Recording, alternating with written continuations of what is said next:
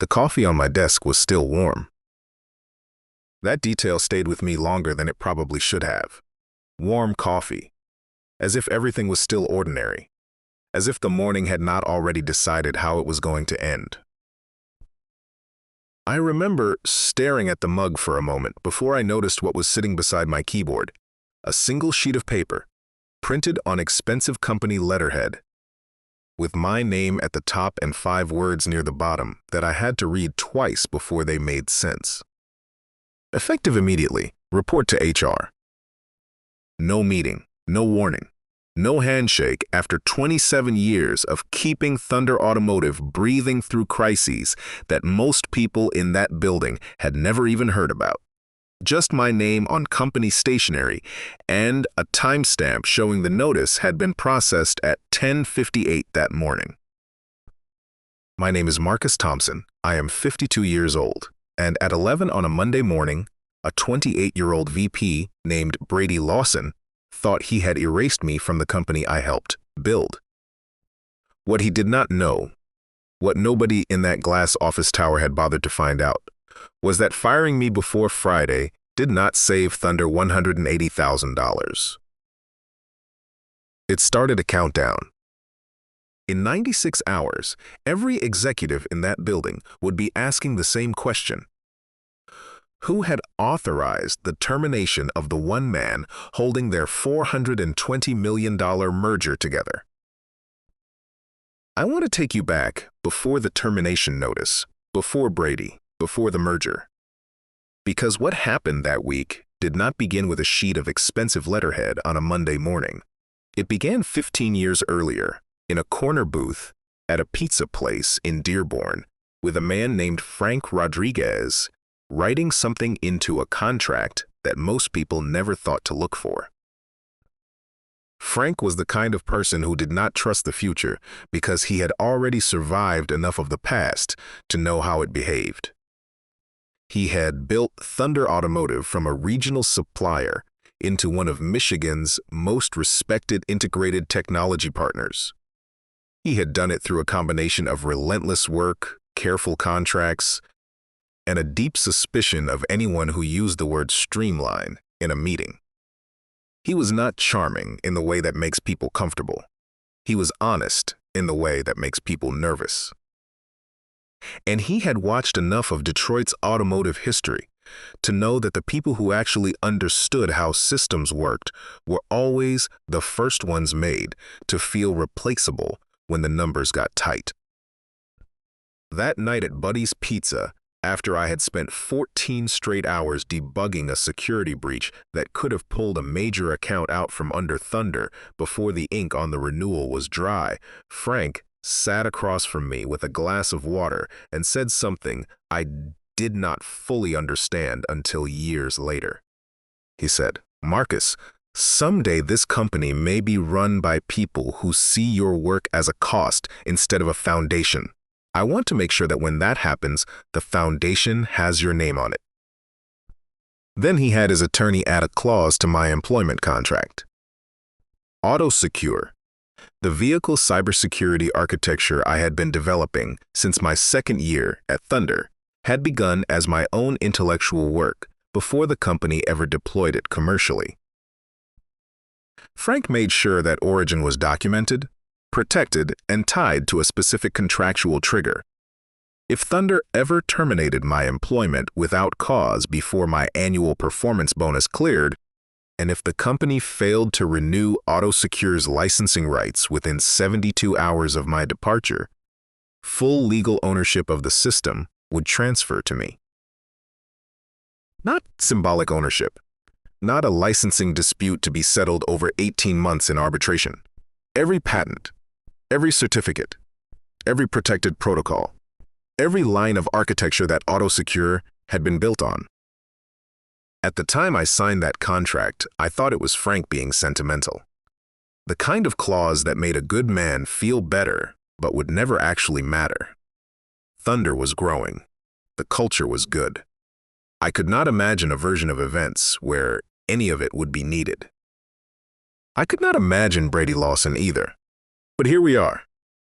Brady had joined Thunder 3 years ago, as part of the executive restructuring that followed Frank's retirement. His father, Richard Lawson, was one of Thunder's largest private investors and a sitting board member, which meant Brady's arrival was presented as a strategic hire and understood by everyone in the building as something more straightforward. A son being installed in a position that came with a title before it came with experience. To be fair to Brady, he was not entirely without talent. He was fast, confident, and had a genuine instinct for financial optics, the ability to look at a quarterly report and identify the numbers that made a story look cleaner. What he lacked was any understanding of how the numbers he was cleaning actually got made. To Brady, AutoSecure was a line item in Thunder's technology portfolio. A successful one, worth highlighting in investor presentations and merger documents, but the specific architecture underneath it, the layered encryption protocols, the anomaly detection logic, the vehicle communication frameworks I had spent 11 years refining. None of that was real to him in the way that balance sheets were real to him. He had said it out loud, more than once. I had heard it through glass walls and half-open conference room doors. This company can't keep rewarding people just because they've been here forever. And then, a few weeks later, quieter but more pointed. Dead weight doesn't stop being dead weight just because it's been around long enough to have a parking spot. I did not react. I had learned a long time ago that the most dangerous thing a person in my position could do was react too early. So I watched, and I listened, and I waited for Brady to make the calculation I could already see him building toward. The calculation was this. My annual performance bonus was scheduled to clear on the last business day of the fiscal quarter, a Friday. If Brady terminated my employment before that Friday, Thunder would save $180,000 to a VP trying to demonstrate cost discipline to an incoming board. $180,000 was a number that looked like a decision. It looked like boldness. It looked like exactly the kind of move a young executive makes when he wants the room to understand he is not afraid of uncomfortable choices. What it actually looked like was a man who had never read the contract he was overriding. I signed the termination papers without raising my voice. Brady had brought HR into the room, which told me he had prepared for resistance. I gave him nothing to push against. I thanked him for the opportunity. I shook the HR director's hand. I boxed my personal items with the calm of a man who had been expecting this for longer than Brady had been planning it. On my way out, I left a small black USB drive on my desk where it would be easy to see. Close enough to look like something valuable. Close enough to make Brady wonder if I had forgotten it in the rush of being escorted out. That drive had been empty for 5 years. Every real backup, every core AutoSecure protocol, every certificate that mattered was locked behind biometric encryption tied to my thumbprint and retinal scan, stored on a private server that Thunder had never had access to in the first place. Let Brady send someone to recover the drive. Let him think he had found something. When I reached my truck in the parking garage, I did not start the engine right away. I sat there with my employee badge in my palm, turning it over in my fingers. The photo was from my first year, younger face. Less gray at the temples, a smile that did not yet know what the next decade would cost. For 27 years, that badge had opened every door I needed. Now it was just laminated plastic with a magnetic strip that had already been deactivated. My hands had been steady inside Brady's office. Out here, alone, one finger shook against the edge of the badge. I let it shake. Then I set the badge on the passenger seat and drove home. Linda was at the kitchen table when I walked in, grading geometry tests the way she had graded 10,000 of them over 31 years of teaching. Red pen moving steadily, coffee going cold at her elbow, complete focus. After 26 years of marriage, she did not need me to explain my expression. She looked up, read my face in about 2 seconds, and set the pen down. "Brady," she said. It was not a question. I handed her the termination notice without sitting down. She read it once, then again. I watched her jaw tighten on the second pass. In the living room, our granddaughter Emma was curled on the couch watching cartoons, laughing at something on the screen, completely unaware that the man she called Grandpa had just been handed a piece of paper that was supposed to end his professional life. Linda set the notice on the table and looked at me carefully. "After 27 years, he just threw you away. He thinks he saved Thunder $180,000, I said. She was quiet for a moment. I had been married to Linda long enough to know that quiet was not the same as calm. Then she asked, "But there's something else, isn't there?" I sat down across from her. Emma laughed at something on the television. Outside, a neighbor's dog was barking at the mail carrier the way he did every Monday. "Brady didn't cut costs today," I said. "He started a countdown." That afternoon, I went upstairs to my home office and powered on the workstation that Brady probably assumed I no longer had any reason to use. The servers in the corner hummed to life the way they always did. Quiet, patient, reliable in the way that old machines are reliable when you have treated them well.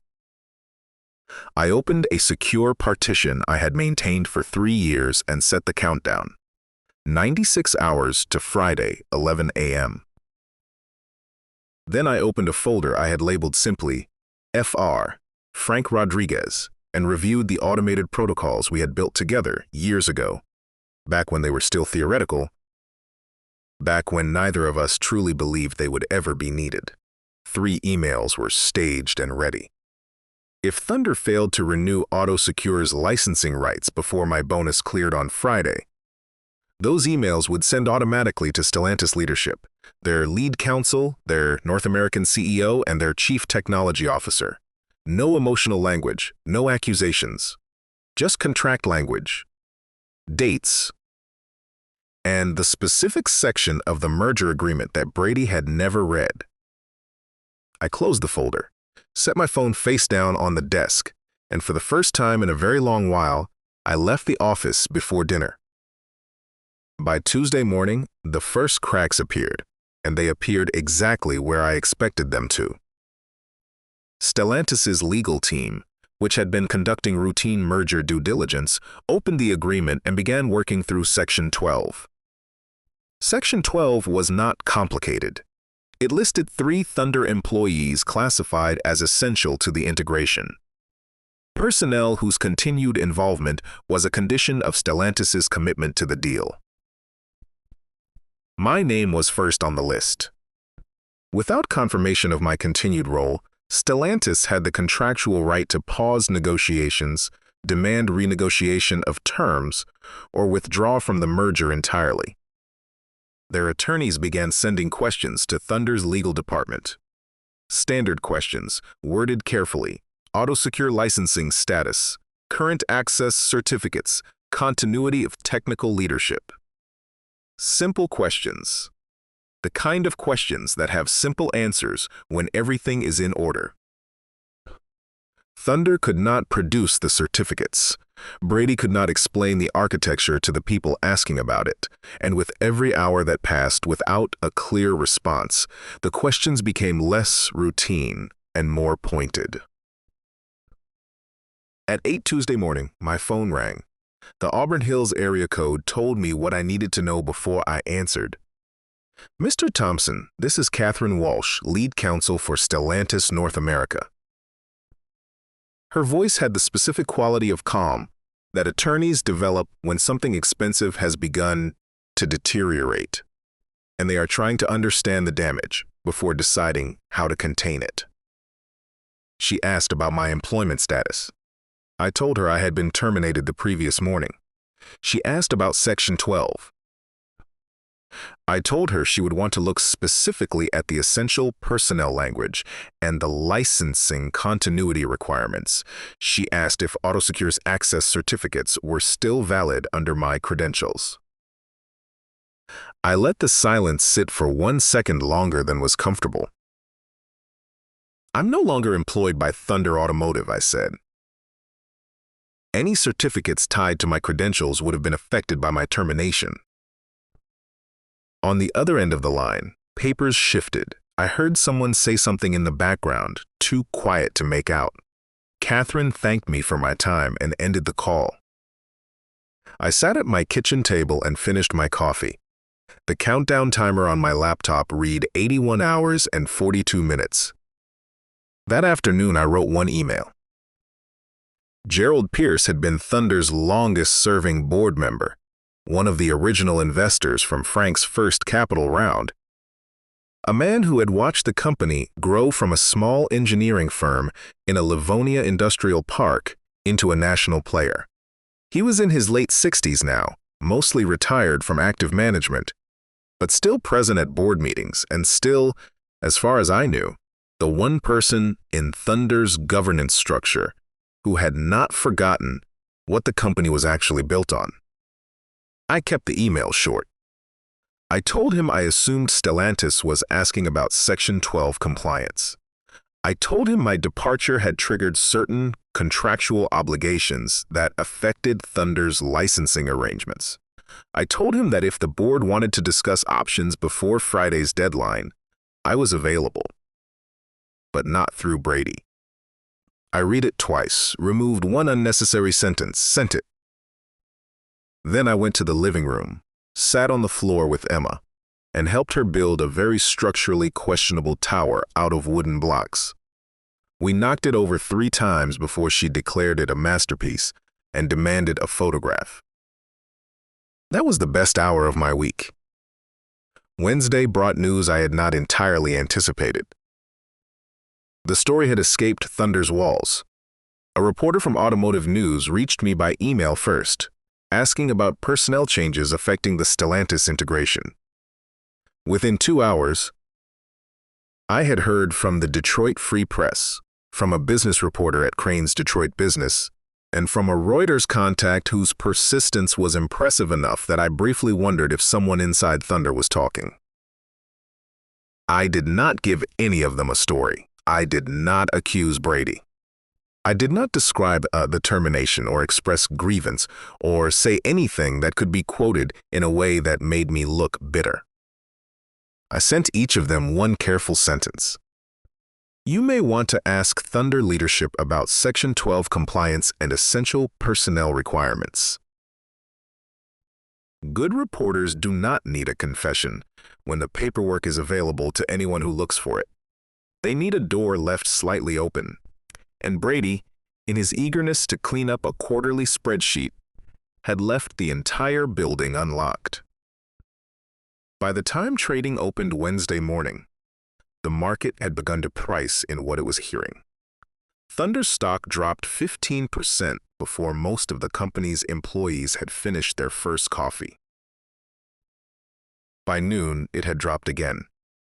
Financial analysts started using careful phrases on cable business networks: integration uncertainty, personnel disruption, potential merger exposure, which are the kinds of phrases that sound measured on television and translate to controlled panic inside a boardroom. A quarter of Thunder's market value gone in 48 hours. Not because I had attacked the company, because the truth had reached the surface, and the truth was simple. The people who had authorized this termination had not understood what they were terminating. I heard from Alex Rodriguez on Wednesday afternoon. Alex had joined Thunder 5 years ago, fresh from Wayne State's computer science program, assigned to my team with the quiet desperation of a young engineer who had something to prove and no guarantee he would be given the chance to prove it. I had recognized that desperation because I had once worn it myself. I gave him the same thing Frank had once given me: work that was hard enough to matter, and enough room to fail and learn from it. He had grown into exactly the kind of engineer I had hoped he would become: precise, methodical, not flashy, but absolutely reliable under pressure. the way systems need to be reliable when the failure mode is a connected vehicle at highway speed. Brady had called Alex into his office Wednesday afternoon and offered him my position. Chief Technology Officer, increased salary, a better parking spot, and the implicit understanding that accepting meant helping Brady demonstrate that Thunder could function without me. Alex told me later that he had asked 3 questions before Brady finished his pitch. Who currently controlled the auto-secure architecture? Where were the current licensing certificates? What transition documentation existed? Brady had no answers. He kept saying they would figure it out, that it was a temporary technical adjustment, that someone from IT was already working on access. Alex told me the engineering floor had gone completely quiet when Brady finally left the secure lab. 2 IT contractors were at my old terminal, refreshing error messages they did not understand. Someone from legal was whispering into a phone near the copy room. Nobody said the word panic, but the word was in every face. Alex told Brady no. I don't work for titles, he said. I work for people who respect the technology. When he told me that over the phone, I had to set the handset down for a moment. Not because I was surprised, but because it had been a long week, and sometimes you do not realize how much you needed to hear something until you are actually hearing it. By late Wednesday, I had a second email I had not expected, this one from Thomas Mitchell, CEO of Stellantis North America. The subject line had been reviewed by lawyers before it was sent. I could tell by how precisely it said nothing and implied everything. He wanted a confidential conversation about alternative arrangements for auto-secure licensing. In plain language, Stellantis was exploring whether they could work directly with me if Thunder lost control of the system. They were not abandoning the merger. They were preparing for a version of it where Thunder was a different kind of partner than originally understood. I stared at that email for a long time. 4 days ago, I had been the expensive line item Brady was trimming before the bonus cleared. The gray-haired relic from Thunder's old days, useful when systems broke but easy to discard when the quarterly numbers needed polishing. Now the CEO of the company providing the $420 million was asking if the future of their vehicle security platform might need to bypass Thunder entirely. I did not celebrate. I did not call anyone. I looked at the countdown timer on my laptop, 42 hours remaining, and typed one sentence back to Thomas Mitchell. I will be available Friday after 11 a.m. Thursday morning, Gerald called before sunrise. His voice was slower than it had been on Tuesday, heavier in a way that had nothing to do with the hour. He told me the board had been in session until 2 in the morning. He told me Brady had been suspended pending review. Then he said the thing I had been hoping I would not have to hear. Marcus, Thunder employs 847 people. They have mortgages, children, medical insurance. If the merger collapses, they are not the ones who made this decision. They will be the ones who pay for it. I sat on the edge of the bed and looked at the frost on the window. The neighborhood was still completely dark. Linda was asleep behind me. Somewhere down the hall, Emma was also asleep. In the guest room she had made her own over the past 2 years, with the drawings she had taped to the wall and the stuffed animals arranged with a precision that put most adults' organizational habits to shame. Gerald was right. He was simply right. I had spent 4 days watching Brady's arrogance generate its own consequences, watching the weight of one reckless decision press down on the infrastructure of a company I had given my adult life to. Part of me, the tired part, the part that had missed too many dinners and ignored too many warnings from my doctor, had found a cold satisfaction in watching the pressure build. But the blast radius was larger than one spoiled executive. I thought about the auto-secure team, the engineers who had stress-tested every update at 2 in the morning, The quality leads who had caught errors that would have become headlines. The junior developers who were right now probably sitting at their desks, pretending not to look scared, while rumors circulated through Slack about what was happening at the leadership level. None of them had hired Brady. None of them had signed off on my termination. None of them had ever treated me as anything other than the person who set the standard they were trying to meet. I thought about Frank Rodriguez, about what he had actually been protecting when he wrote that clause. Not my pride, not my paycheck, the work. The thing that had been built carefully, honestly, over years, by me, yes, but also by everyone who had come after me and added to it and made it better. Frank had not built a trap. He had built a guarantee that the work would not be destroyed by someone who did not understand its value. That was different from revenge. That was different from burning the building down just to watch Brady Lawson's career go up with it. I told Gerald I would be there Friday morning. Thomas Mitchell called Thursday evening, no assistant, no pre-screened talking points. Just the CEO of Stellantis North America on a direct line, telling me the company was prepared to offer an $8 million 3-year consulting agreement for auto-secure development. I would maintain architectural control. I would build my own team. Thunder would remain involved in manufacturing and deployment, but the technology leadership would sit with me. $8 million. I had to grip the phone tighter when he said the number.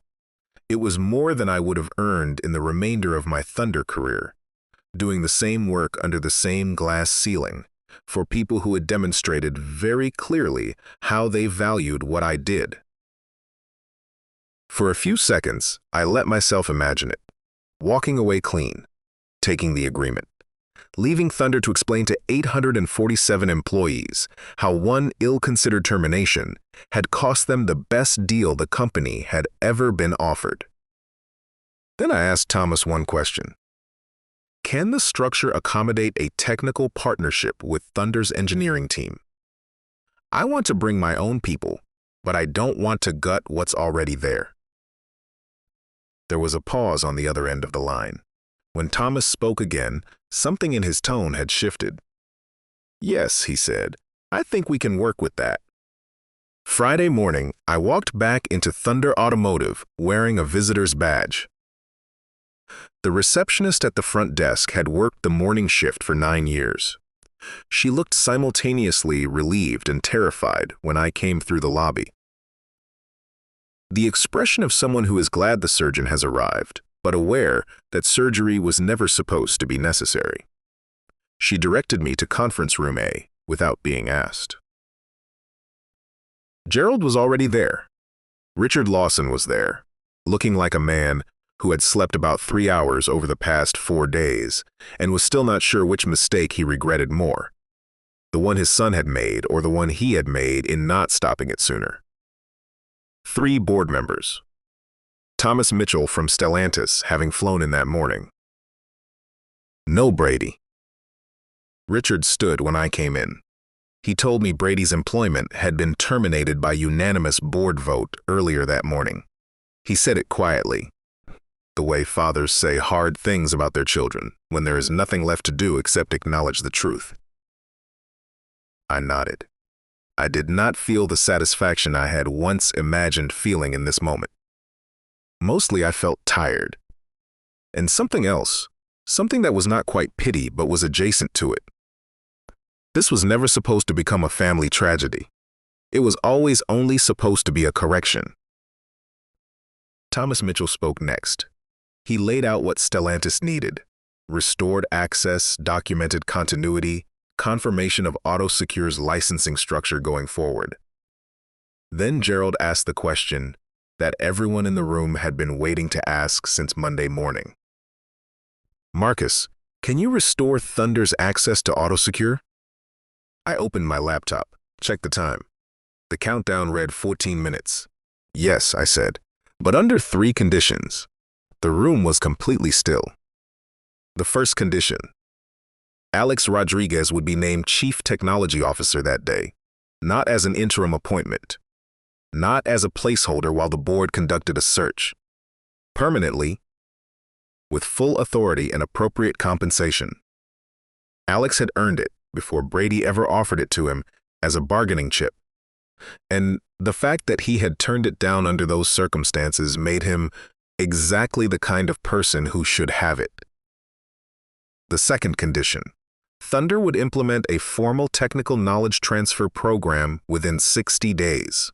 No single system and no single employee would ever again represent an undocumented single point of failure.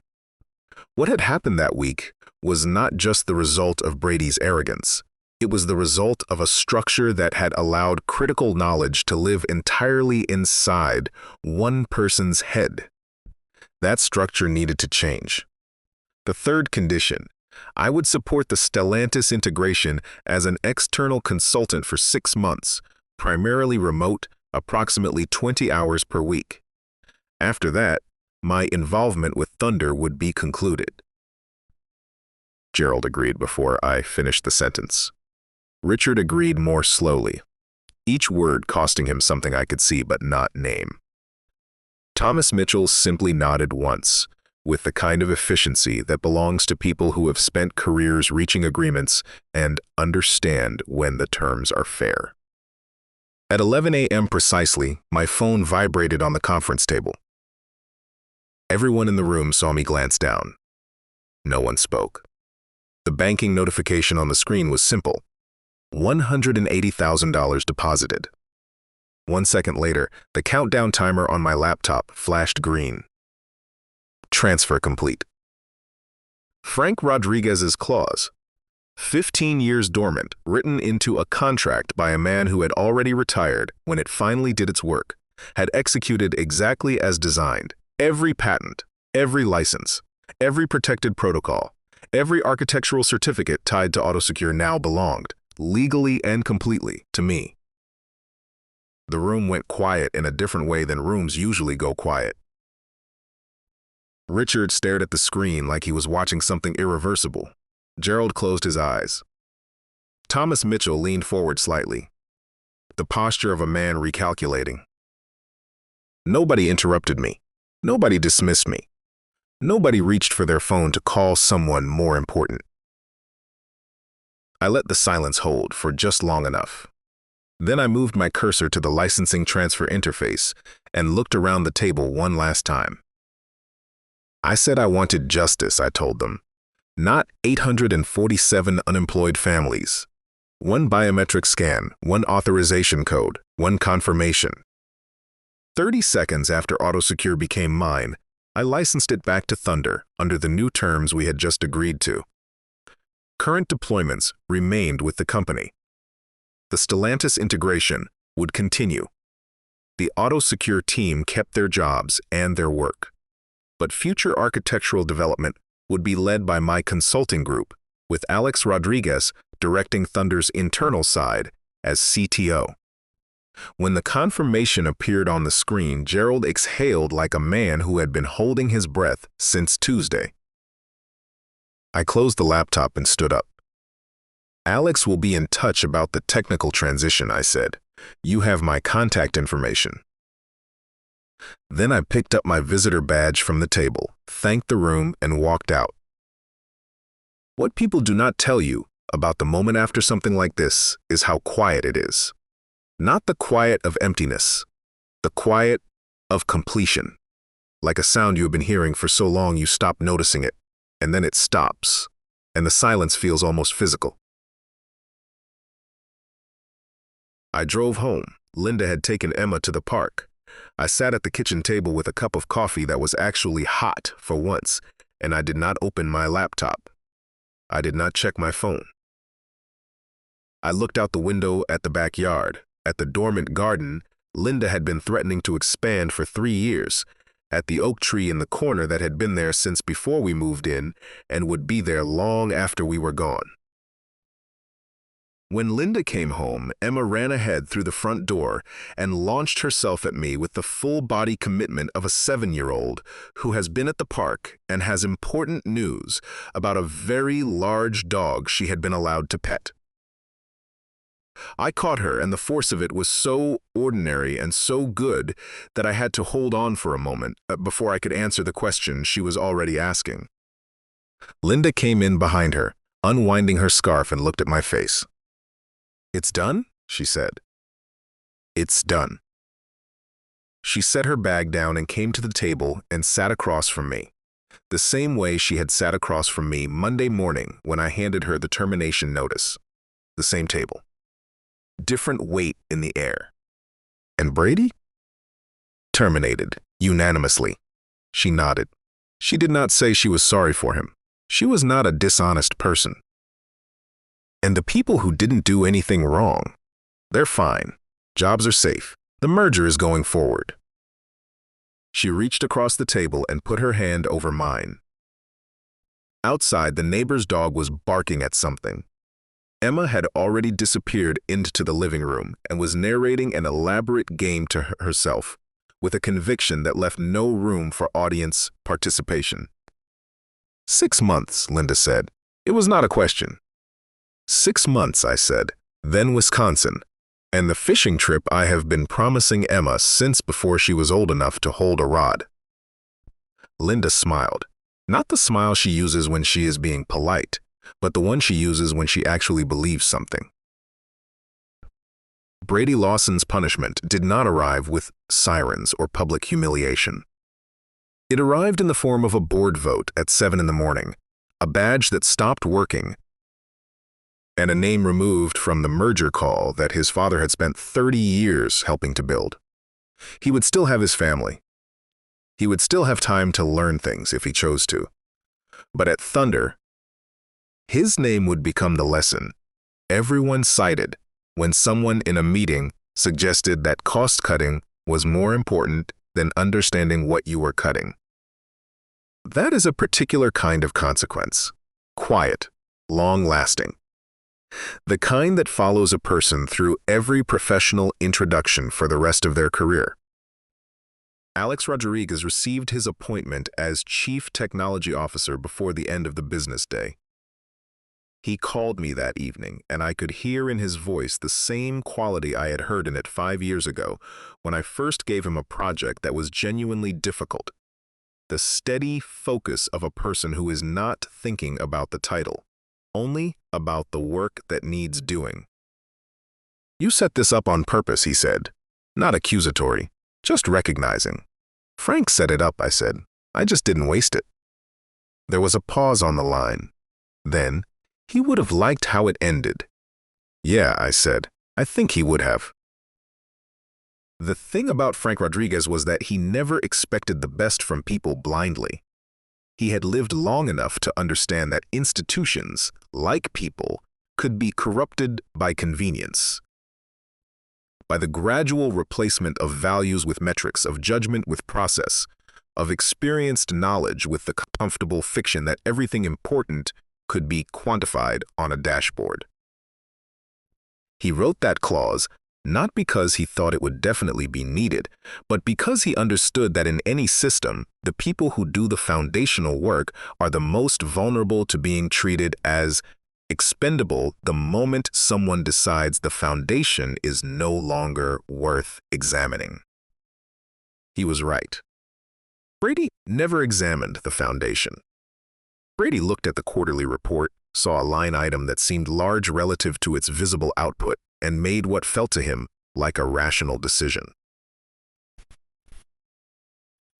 What he could not see, what he had never taken the time to see, was that the invisible output was the reason the quarterly report existed at all.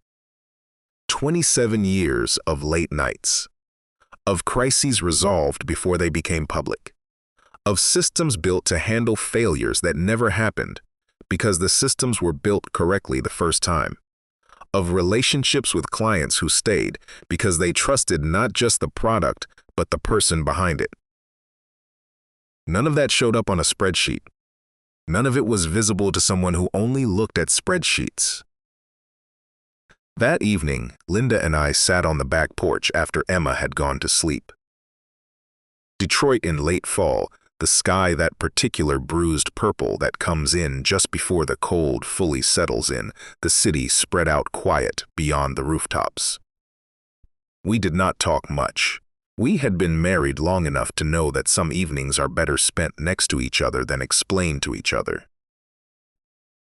I thought about the last 27 years. About the system crashes at 2 in the morning. About the dinner I had missed when Emma was born because Thunder had a client in crisis, and I had told myself just this once. The work could not wait. About the doctor's appointments I had rescheduled, and the vacations shortened, and the hours upon hours I had given to a company that had, at the end of it, placed a termination notice beside my coffee mug on a Monday morning. I did not feel bitter. I had made those choices. Most of them at the time felt like the right ones. And the work itself, the actual architecture, the problem solving, the satisfaction of a system running flawlessly under pressure, that had been real. That had mattered. The work had been good. But this chapter was finished now, and the one that was beginning, Emma and fishing trips, and a garden that finally got expanded, and mornings that started when my body was ready, instead of when a phone alarm decided, that chapter had been waiting patiently for long enough. What Brady never understood, and what I hope he someday gets the chance to understand, is this: experience is not dead weight. Loyalty is not the absence of ambition. And the people who build the foundation are not less important than the people who occupy the floors above it. They are the reason the floors exist. The moment Brady placed that termination notice on my desk, he believed he was reducing a cost. What he was actually doing was releasing a lever that had been quietly holding the weight of something far larger than either of us. He had no way of knowing it was there because he had never bothered to look. He had never asked what made auto-secure work. He had never asked why clients renewed their contracts year after year. He had never asked what would happen to Thunder's crown jewel if the person who built it was no longer there to hold the keys.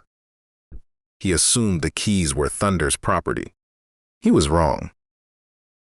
The sweetest part of this was not standing in that conference room while the countdown hit 0. It was not watching the board vote Brady out or seeing Thomas Mitchell fly in to acknowledge what should never have been in question. The sweetest part was the back porch that evening, and Linda's hand in mine, and the knowledge that I had done it without burning anything down that did not deserve to burn. Justice is different from revenge. Revenge is about making someone feel the pain they caused you. Justice is about restoring what was taken and making sure it cannot be taken the same way again. Revenge would have been letting the merger collapse, walking away with the Stellantis contract, and leaving 847 families to pay for one man's arrogance. I will not pretend that temptation was not real, but I knew in the end what kind of man I wanted to be when it was over. I wanted to be the kind of man Frank would have recognized. Sometimes karma does not arrive loud. Sometimes it arrives as a missed clause, a locked system, a phone call from legal counsel at 8 in the morning, and a room full of powerful people finally sitting in silence because they realize they fired the one man who knew where all the keys were kept. They thought they were eliminating a cost. What they actually did was hand me everything they were trying to sell. If a story like this one speaks to you, the kind where patience outlasts arrogance and quiet preparation outperforms loud shortcuts, consider subscribing to this channel. New stories arrive every week, and if you have ever been underestimated by someone who mistook your silence for weakness, leave a comment below. I would genuinely like to know how it turned out.